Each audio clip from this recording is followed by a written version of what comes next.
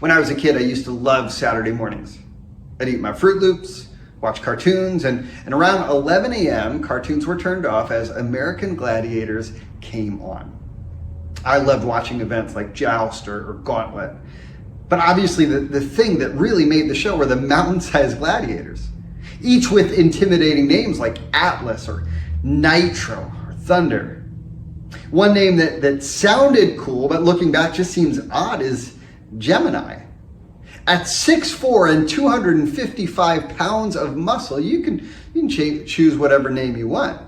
But Gemini, if you know your zodiac, means twins. And to the best of my knowledge, Gemini the gladiator was only one guy. I don't know, maybe his biceps were twins? Anyway, in Acts chapter 28, verse 11, Luke tells us, after 3 months, we put out to sea in a ship that had wintered in the island. It was an Alexandrian ship with the figurehead of the twin gods Castor and Pollux. That's where Gemini comes from. These were the twin gods of Greco-Roman mythology, who were said to be the sons of Zeus or Jupiter. They were the patron gods of seafarers and navigation. So as you can imagine, they were on the front of a lot of boats. Luke continues telling us that they put in at Syracuse. We stayed there for 3 days, and from there we made a circuit and arrived at Rhegium. And after one day, a south wind sprang up, and on the second day we came to Puteoli. Puteoli wasn't the primary Roman port. That honor goes to Ostia.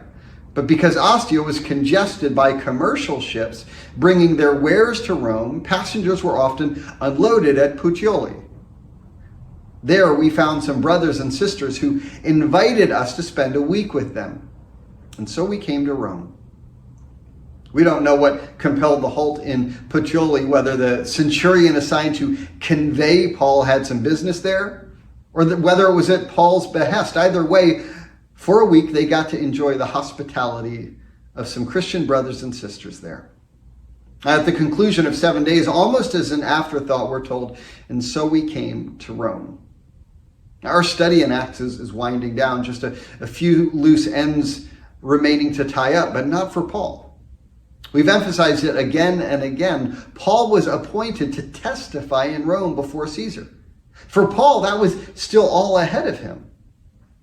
The brothers and sisters there had heard that we were coming, and they traveled as far as the Forum of Appius and the 3 taverns to meet us. At the sight of these people, Paul thanked God and was encouraged.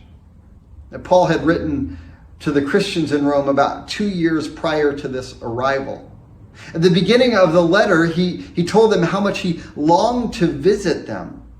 And that letter was circulated among the house churches, and perhaps it served as the main source of doctrine. It would have been shared with the Christians in the outlying communities and regions of Rome. Christians in Puteoli with business in Rome must have shared the wonderful news of its author's arrival. He's come. Let's go see him. The scholars have estimated it would have been 30 miles from the 3 taverns, 40 from the Forum of Appius, all to see this little fiery Jewish man who preached and wrote.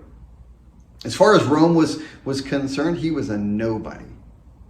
And yet, as far as history is concerned, one of the most important individuals that's ever lived. Paul thanked God and was encouraged by their reception. I hope what was encouraging for Paul would be challenging to us. Out of an eagerness to meet the apostle, these Christian brothers and sisters of the surrounding regions were willing to travel days by foot to meet Paul. And yet for some of us, there are days where it's all we can do to open our Bibles and perhaps read a chapter. We have the Spirit's word through Paul open and available to us at a whim, whenever we would like. Yet we take them for granted. We leave it on the shelf. I pray that God would instill in us the same eagerness and excitement that we witness in this text. That our lives would be marked with joyful prioritization and the sacrificial pursuit of his word. God bless.